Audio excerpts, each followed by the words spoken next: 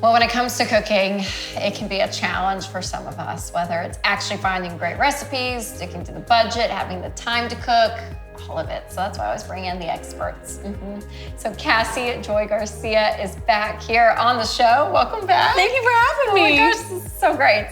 Okay, so I just want to know, because you've done, you're on your second cookbook? Yeah, is that right? Number three, but second, and yes, like this. Like this, yes. Okay. Yeah. So what got you into cooking in the first place? You know, I was the oldest of 3 girls, and I babysat. Well, I couldn't call it babysitting. Yeah, right. Siblings, but we know what it is. We know what it is. And I would make them dinner so that my parents could just go out, and we just made fettuccine Alfredo night after night, but I loved it. I could feed them, they were happy, and it just got me curious. It's so great. I know, I feel like cooking can be such an outlet for people where they love it. And I feel like if I have the time, my husband, he enjoys it more than I do. But I'm like, but if I had like the stuff out like this, I'm like, I feel like I could enjoy it that much more. Okay, so one thing I do love though, because I feel like with gifts and stuff, people give you some great kitchen gadgets. Yes. Okay, so I want to know from you as the expert, like what are some good gadgets we have to have in the kitchen to help us? Good gadgets to have in the kitchen to help you. You know, I think I have owned these cutting boards, and I don't want it to feel like a personal attack, but but a good cutting board that won't scooch around on you. You know those flimsy ones? Yes, I do. I've had them. I get it. it. But when you're chopping up something and it's scooting away from you, it just takes some of the joy out of cooking, you know? And so I say grab just a good, solid cutting board that'll stay put. Yep. And you don't need to spend the extra for the rubber bumpers. If you actually just take a kitchen towel and get it wet and stick it underneath the cutting board, it'll stay put. So that's one, yes. And then I would say a sharp knife. And again, you don't have to spend a fork. You could. There's lots of options out there. And there's some great knives. When you use a great knife though, you're like, oh, this is what it's supposed to be. Yes, again, it makes it more enjoyable. Yes, it does, totally. Totally, and so get one that fits within your budget, but make sure it's sharp, right? Because it's not working for you if it's not sharp. Okay, do you like, and I think every knife probably has like its own reason. Yes. Okay, because there's some that are, this is how ignorant I am. There's some that are just straight down. Right. There's some with the little like, you know, things in it. Serrated. Sure. Yes. Yes. Okay, so what's the difference? Like, what does it matter? You know, I think everyone needs a chef's knife. So like a 7-inch, at least 7-inch chef's knife. Get one that fits around your hand. Yep. You know, the one that my dad would use would be different than the one that I grab. Yeah. I use his, and I've used it to chop potatoes before, and I had a hand cramp at the end. So get one that feels nice in your hand, about 7 inches, a nice straight edge, and you can just do about anything with it. Okay. Oh, that's so good. Can I tell you one of my favorite gadgets? I want to know. If you have more, I want more because I love it. And I got it from I don't even know where I got it. But it's the meat grinder, and it has like it looks like a little fan or something. Yes. But you do your ground beef, and you just spin it. Brilliant. Because I used to do a dang spatula and like sit there. But this thing, you just spin it on the thing. I love it. Have you seen it? Yes, do you know what I'm talking about? Am I crazy? Yes, I do. That's why I asked the question, because I was like, a good gadget is the best. Okay. Yes, I think that's a great one. You know, another one you might already have in your kitchen though. Yes. But we're gonna use it in a different way, is talk about mixing up your meat, but a stand mixer or a hand mixer to shred already cooked meat. Oh. Instead of getting out the 2 little forks. And you know, 100%. And taking 10, 15 minutes. Yes. Use the paddle attachment on your stand mixer or your hand mixer, and it takes seconds. There you go. See, this is why we have our own people. This is so good. Okay, I love it, I love it. Okay, and another thing that you do that I love is you talk about switching ingredients. Yes. Like budget-friendly swaps, which I always love. Because I don't have all like the super fancy stuff I feel like in my kitchen. Like if I have a recipe that has all this like kind of bizarre stuff, I'm thinking, oh, and then I go buy it and you use this much of it and you don't touch it again for 5 years. So what are some good substitutes that we can do in the kitchen with ingredients? Yes, okay, so when it comes to oils, remember that when you're cooking, because you can spend a lot of money on all the different flavors of oils, 1000%, right? Yes. And to your point, if something calls for, I don't know, a tablespoon of truffle oil, I'm gonna probably forget, because I'm gonna tell myself I'll make truffle fries. That's right, that's right. Every week. I'm it doesn't happen. And so just know that all oils and recipes are interchangeable with one another. Okay. And so whether it's a specialty oil or an olive oil or a vegetable oil, you can actually swap those one for one. It's gonna change the flavor. Sure. But the function of the dish will be the same. It'll turn out just fine. Okay, good to know. So that would be one for sure. I would also say any ground protein is a one-for-one swap. Like a turkey or a beef or a... Yes. Okay. Yes. Yes. If you don't like beef or you don't eat it or you prefer to use whatever you've got in your freezer or your refrigerator, yeah. I'm of the mind, now the texture is gonna be a little different, the fat content's gonna be different, and so a lot of other recipe developers that are very precious about their recipes, yes. I'm not that way. I'm like, if it's cooked, it's dinner. That's right, that's right. Yes, Amen. yes. If we don't get sick, yes. we're fine. Everything's great. Yeah, it's gonna taste good, it's just gonna taste different. That's right. And so I think any ground protein is a one-for-one swap. Use the one that you prefer, the one that you can find on sale. Also, any large roast is gonna be a one-for-one swap. So for example, if there's a shredded pork, some folks who don't like pork, or maybe you've got a beef roast on hand because you did a cow share with your friends. Yep. Something like that, those big, large cuts, I actually think are swaps for one another. Okay, so that's so good. Yeah, and then in the potatoes and the vegetables, a crunchy vegetable you can swap with others. Potatoes you can swap. Okay. Really just make it your own. Okay, I love that. And that's the secret of being a recipe developer is you're like, what can I switch? Yes, swap it up and and you create it all. It's brilliant, so great. Okay, so another issue people have, I feel like, in the kitchen is time. Yes. And so it's like, I just don't have the time. Is there time saver things in your head around the kitchen that helps just like shave off even like 4 to 5 minutes of something? Yes, I've got some for you. And that's something that's so precious to me as a working mom. Yes. You know, my time at home is precious. I want to protect it. Absolutely. And there's something also with when I'm making dinner is when my kids also need me the most. You know? You have no idea how true this is. It's pretty unbelievable. It's pretty unbelievable. It's only when you've got the hot skillet that someone wants to be held.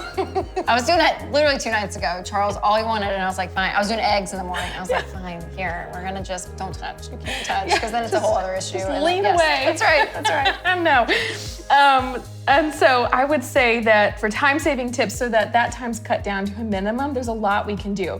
The first one that comes to mind is, and it's a little zany, but when you're doing your when you get your groceries to your house, whether you've ordered them or you've picked them up, you probably have an idea of what's going with what meal. Right? You've got your plan in process, and you have your ingredients sorted. I say while it's still top of mind, let's only do things once. Right? While you already know what goes with what, sort those ingredients in your refrigerator by meals. So if you're gonna make a chili, I'm talking the chicken and the green chilies and the salsa and the sour cream and the can of beans go into a bag or a basket or something in the fridge together, all together. Put the beans in the refrigerator because on Wednesday, when it's time to make that chili, instead of saying, oh gosh, what did it call for? Here's all 8 things I gotta go find. It's like double the work because you have to go grab it all. It's done and ready for you. That's so smart.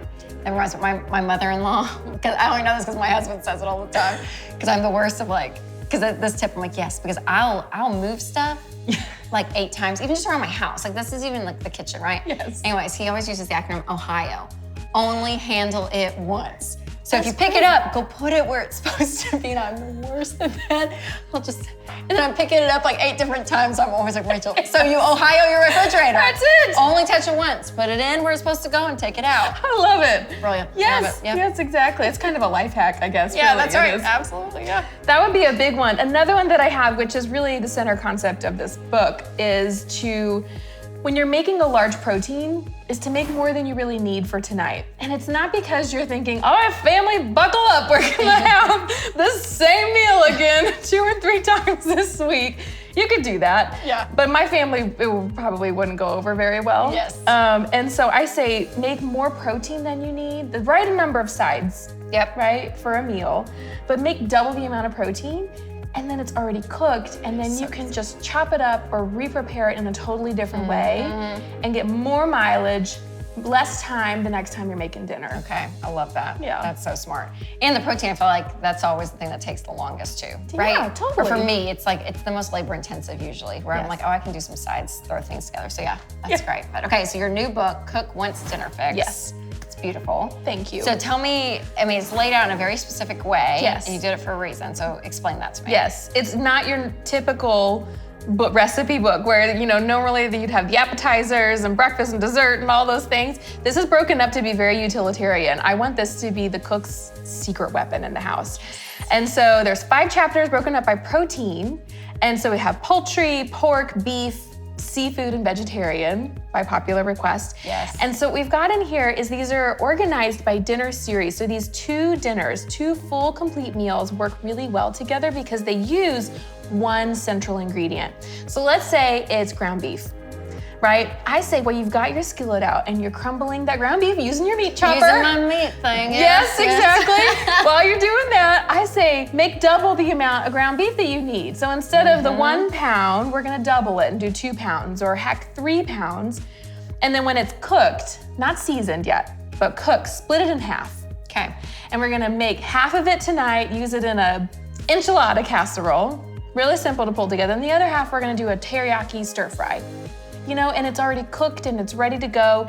And we're saving ourselves time because we don't have to cook it again, but it's gonna be really interesting for your family, and the odds of you eating all of it are so much greater. So much greater, yeah. Which again is gonna make it much more budget conscious. I love it. Well, that's what we're gonna do here on the show. We're gonna take 2 recipes with the same ingredient. Yes. Pork here starting out, and it looks so great. So I can't wait to dive in. So this is the bacon wrapped pork. Yes. Right? Yes, It nailed it. Delicious. It's such a lovely meal. Yeah.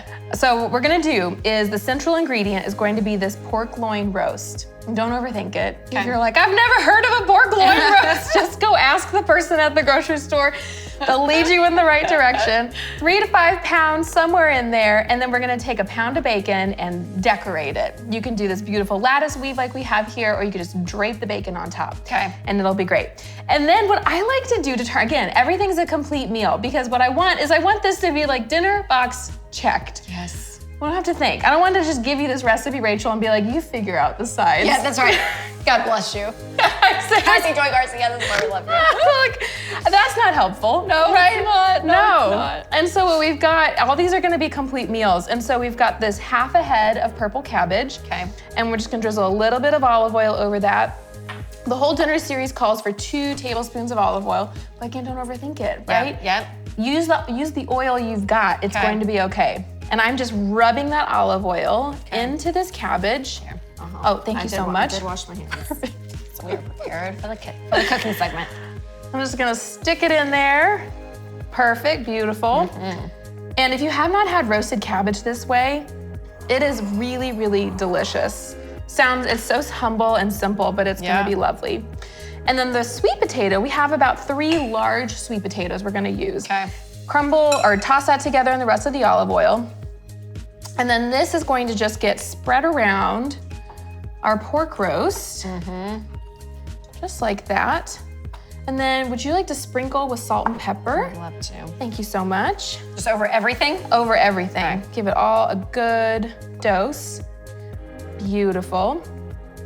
I only landed one spot, but you know. That's my cooking. I love it. That's what happens. You know what? It's all going. It's all going to the dinner table. Whoever gets that bite's just gonna get a little treat.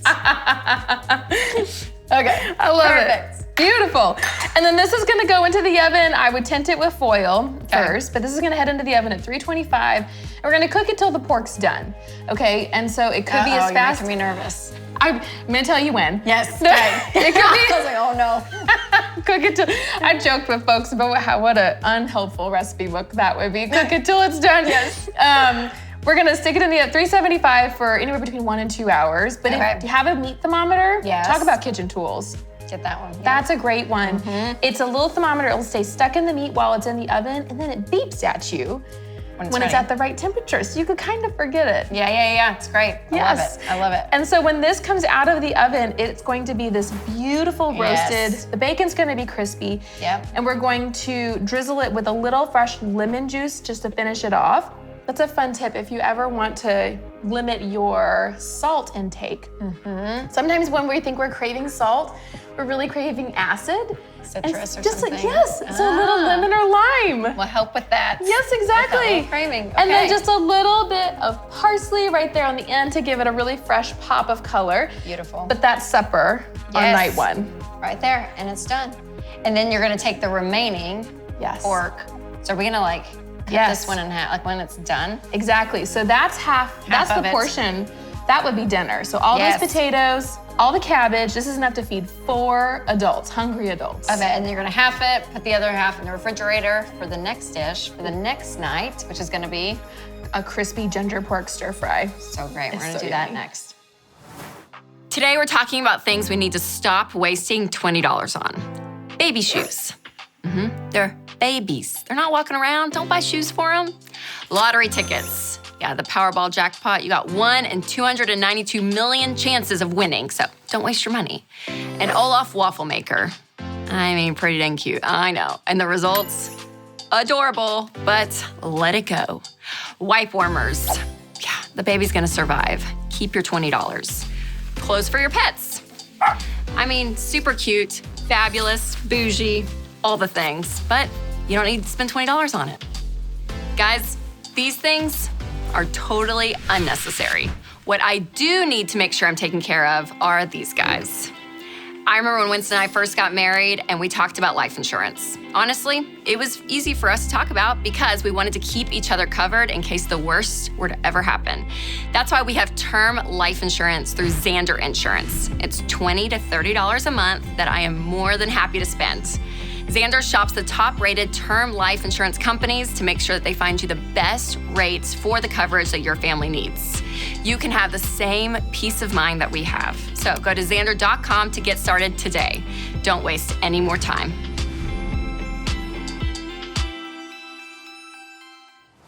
Okay, so we just made the bacon-wrapped pork roast. Yes. Used half of it for one dinner, had the other half that we're gonna use for this stir fry. And I'm so excited. Crispy stir fry. Can't wait. Isn't that so exciting? Yes, so nice. I make this all the time in my house, and I was like, we've got to figure out a way to put this in the book. I'm so glad. It's so tasty. Okay, so what we're going to do, so we have taken half of that pork roast, right, that was cooked, and thinly sliced it into pork pieces, bacon and all.